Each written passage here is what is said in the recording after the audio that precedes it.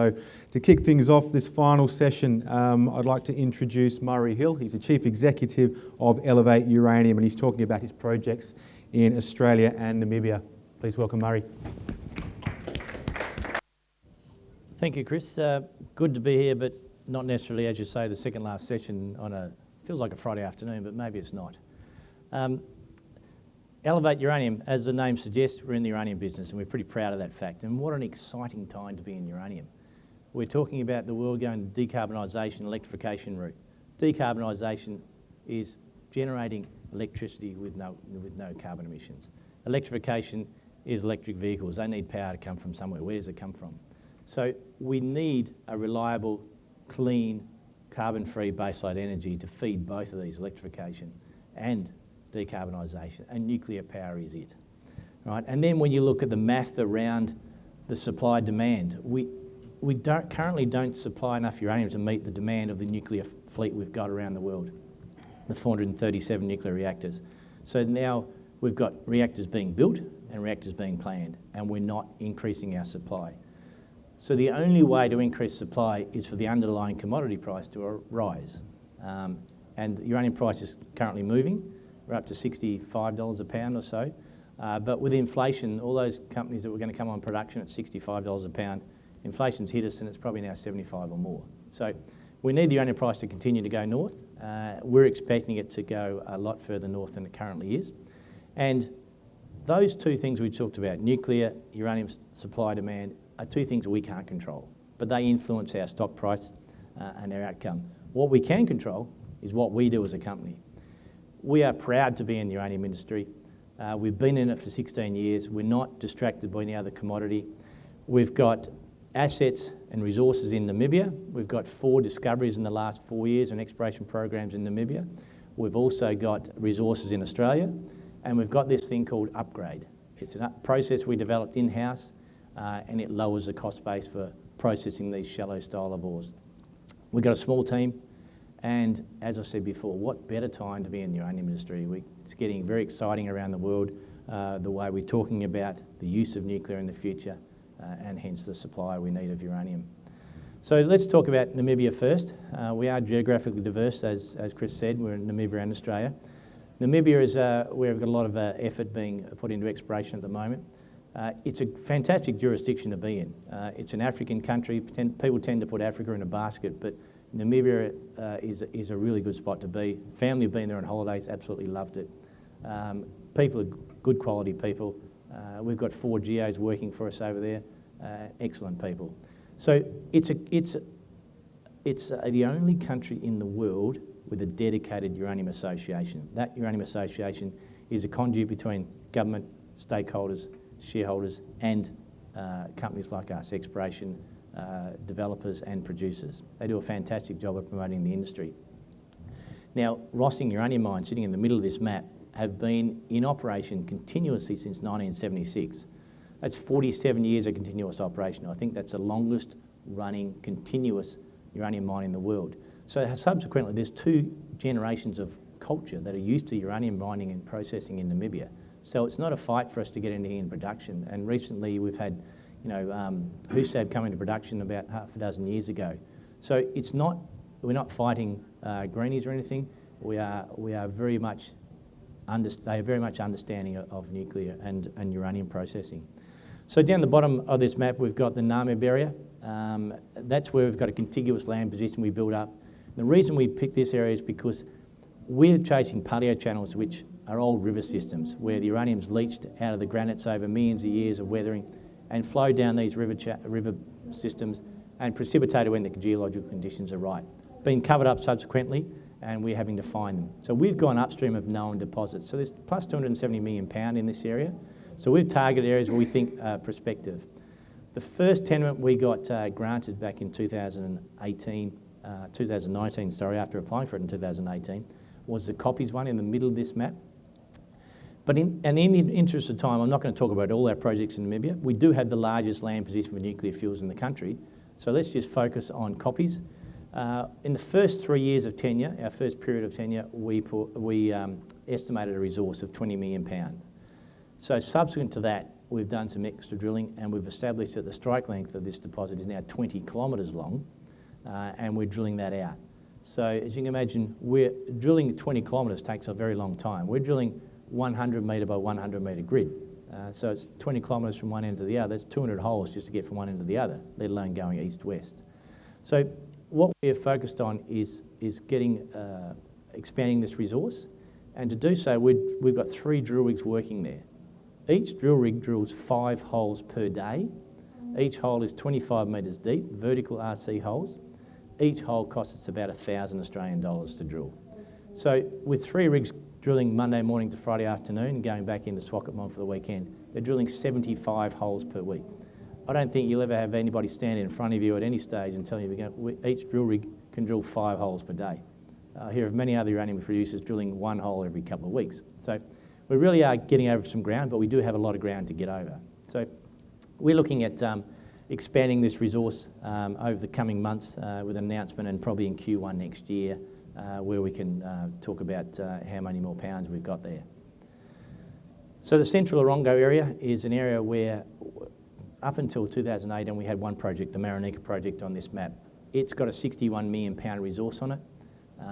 We do believe there's a lot of exploration potential on the tenement, so we're going to drill that next year. We've gone and found one of our discoveries is the Capri project. We've got 16 kilometres of mineralisation there that we now need to follow up. So once the drill rigs have finished resource drilling at Copies, they'll start to spread.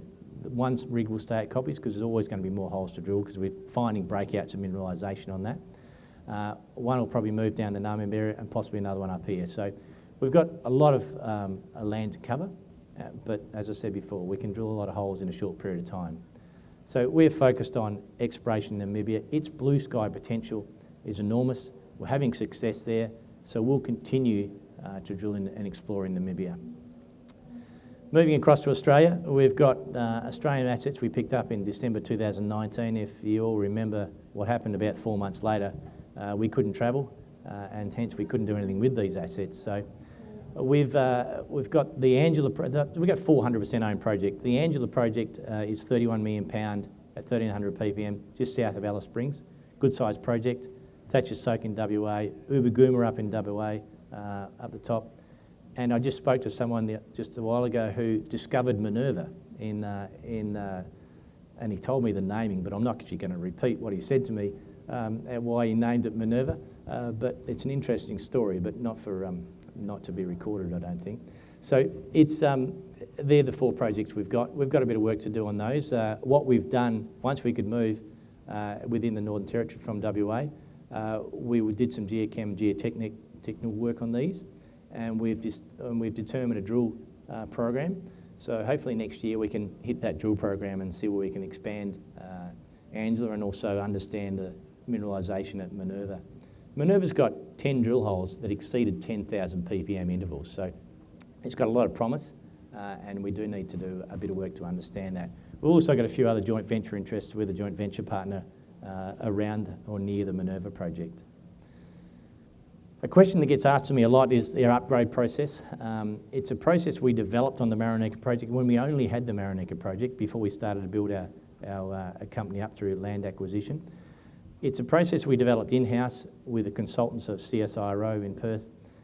What it does is we look at the minerals present in the ores and what we do is we determine their associations and their properties. And what we end up doing is we're rejecting the gangue minerals on the way through the process. So we're not upgrading uranium initially. The last stage is where we upgrade the uranium. The rest of the time, we're focusing on rejecting these gangue minerals. So that's the key, that's the innovativeness of it, and that's what makes it patentable. We've got 3 patents around the world, and what we do is we reject 95% or more of the mass. So hence you're left with less than 5% of the mass of high-grade concentrate that you can take somewhere else or you can leach yourself. So we've got optionality as to where we process that concentrate, which makes a big difference to how we can develop these projects in Namibia. So the examples of what we've done, we've taken the Marinika ore from roughly 100 ppm to 5,000 ppm prior to leaching. And the Angela ore in Northern Territory, it's got an acid leach problem, or acid problem, I should say, consumption problem. With a small number of tests, we've managed to reject over 80% of the calcite, which consumes acid and hence reduce the acid consumption by 80%. So that needs to be optimised. But certainly there are a couple of examples of what upgrade can do. It is really a groundbreaking process for us. It's got enormous benefits. Not only does it reduce the CapEx and OpEx by 50%, but it gives us that optionality I talked about. Whether you can process, you can leach and refine on site and to produce yellowcake yourself, or you can take it off-site. And somewhere like Namibia, Rossing have been there for 47 years, excess capacity in their leach refinery, so they're a candidate to take our concentrate too. So that's an important part of us. So we can develop projects that others can't, and we've got a process that no one else has. It's got an enormous amount of environmental benefits, as you can imagine, reducing the amount of material to be leached, reducing the acid consumption, maybe using someone else's tailings dam leach circuit. The list goes on. So from a corporate point of view, we have the smallest board possible. We've got 3 directors on one of them. We have 2 executives on one of them. So we don't waste money on executive teams. We don't have a big executive team. We put money into the ground on exploration, which is what shareholders want, and we want to add value to shareholders. We're currently sitting in a pretty good position with 10 million cash in hand at the end of June. We're burning about 700,000 a month. So we've got, as you can do your maths pretty quickly, you can work out we've got a bit of money to keep us going for a while. And with the uranium price going what it has recently, our share price has gone from 29.30 cents to 50 cents. So we're looking pretty good in that respect, but got a lot of more growth to go yet.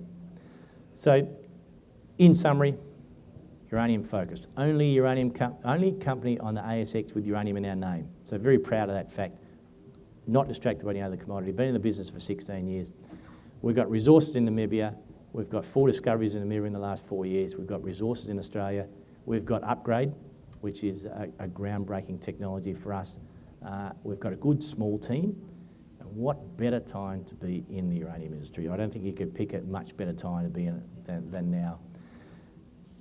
I'd like to finish on this slide because this is the Copies project. So years ago I used to get asked, can you drill all year? Yes, we can. Do you have to clear much vegetation? No, we don't. And one person new to the company said, is it safe out there? Do you get, are there lions and leopards? And well, no, there's not. There's not much out there at all. So it is pretty easy to play in your drill programs, but it is a desert.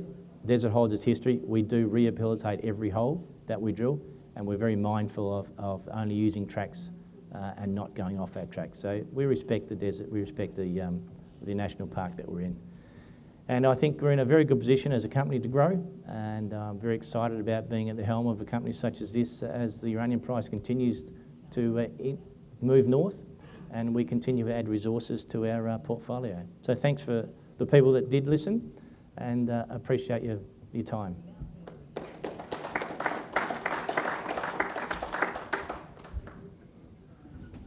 Questions for Murray?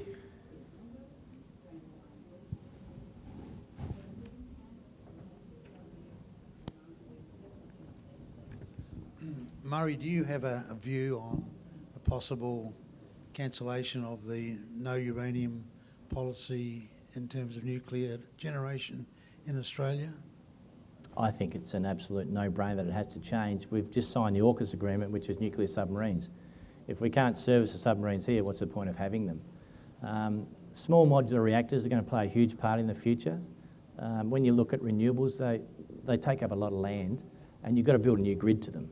Whereas if you replace the coal-fired power station with an SMR, small modular reactor, you use the same grid.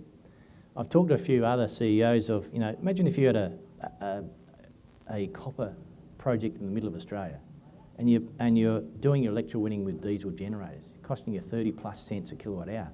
Go and put an SMR out there at 5, 6 cents a kilowatt hour. Imagine the value add we could do, right? So it'll open projects up, right, in the mining industry. It'll open towns up. Being a country boy myself, at the end of a power line, power's not always there. So, if we could have SMRs around Australia, it would make a huge difference to a lot of things we do, not just mining, but, personal lives and living in different areas. So I think it really has to, but, the energy minister come out last night or yesterday and made a comment that it was going to cost, $380 billion to build a nuclear project in Australia, but it's been questioned saying it's 16 to 18 times more than their estimates, so he's come up with a ridiculous number. But he's talked about replacing everything, whereas nuclear is part of the energy mix. It's not the answer, it's part of the energy mix. And that's where I think we differentiate ourselves from other energy providers. Renewables think they're the only answer, but it's a mix, right? And I think nuclear will play a very important role. But the fact the minister's come out and said it's now down to costs, I think he's going to lose that argument, because costs over 80 years that a nuclear reactor lasts, that's a pretty low per year cost for capital. So yeah, I think it's got to change, but we do things very slowly here, as you know.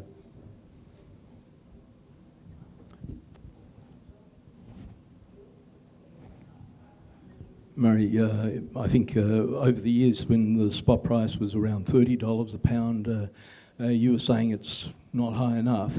Today you're saying the price has doubled, but it's still not high enough. What price makes sense for you to get into production? We were building our asset base and it was $18 a pound. Yeah, so, and absolutely. When a lot of our peers come out, we've never set a price, deliberately never set a price. You want to draw a line in the sand. But our peers come out a few years back and said we need $65 a pound to get into production. Price hit 64, no one moved. Inflation's hit us. That 65 is probably now 75 or more. I think it's going to take $80 a pound for people to get into production, purely because of what's happened over the last 3 years around the world. Everything's more expensive. Right? Travelling to projects is double what it used to be. Equipment's costing a lot. So I believe the uranium price is going to sit above 100 for an extended period of time, and well above 100 for a period. So that's going to incentivise nearly everybody to get into production then. But the price to get into production has increased, unfortunately, because purely just because of inflation. But yeah, I'm not going to put a line in the sand for us. We'll talk about it internally once, because at the moment we're trying to build a resource base, because our value is based on pounds in the ground. So we're building a resource base. Once the price gets to a number that we like, we'll then start to move on one of our projects. We'll work out which one's our favourite project, and we'll start to move down the study path and towards development. But it depends on which time of the year you pick is what price you pick, because inflation continues to rise, will continue to be impacting on costs. So yeah, we'll see what happens with time and then work it out from there. I hope that answers your question. Thanks, Murray. Thank you. Cheers, mate.